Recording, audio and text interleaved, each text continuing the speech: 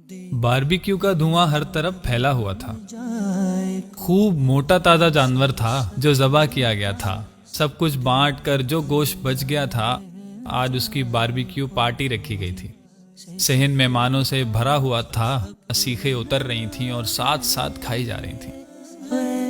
हंसी के कहकहों में कान पड़ी आवाज़ सुनना मुश्किल हो रहा था। इस दौरान उसे एक कॉल आती है जिसे सुनने के लिए वो कोने में दीवार की तरफ चल पड़ता है। कॉल सुनकर वापस पलट ही रहा होता है कि उसके कान में एक आवाज़ पड़ती है, अब्बू, लोग तो सीखे बना रहे हैं और हमने अभी तक गोश्त चखा भी नहीं। आपने तो कहा था कि इस ईद पर हम गोश्त ज़रूर खाएंगे।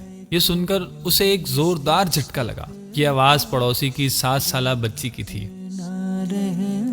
घर का मंजर कुछ यूं था कि बच्ची बाप के पास मौजूद है और उसका बाप चारपाई पर सर झुकाए बैठा है। वो बगैर कोई वक्त जाया किए वापस अंदर घर की तरफ लपका। बच्ची के अल्फाज उसके कानों में अब तक हथौड़े की तरह बज रहे थे। अंदर पहुंचकर फ्रिज खोला और घर में पकाने के लिए रखा हुआ गोश्त ही उठा लाया और दौड़ता हुआ उनके घर पहुंचा तो बच्ची ने ही दरवाजा खोला। जैसे ही बच्ची की नजर गोश्त पर पड़ी, उसकी आबदीदा आंखों में चमक सी आ गई।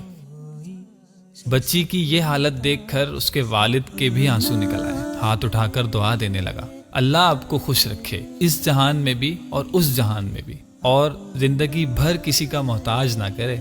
उसे ऐसा लगा जैसे जिस्म में सुकून की एक लहर दौड़ गई हो और कुर्बानी अल्लाह ताला की बारगाह में कबूल हो गई हो। सामीन किराम, हम अपने खाते पीते घराने के दोस्तों को दावत पर बुलाकर समझते हैं कि बड़ा सवाब कमा लिया। क्या हमने कभी ये सोचा है कि हम इन गरीबों का हक उन तक पहुंचा रहे हैं या गाफिल हैं? अगर गाफिल हैं तो हमें इस गफलत से निकलना होगा। अल्लाह ताला से दुआ है कि हमें हर तरह की गफलत से बचाए रखे। आमीन।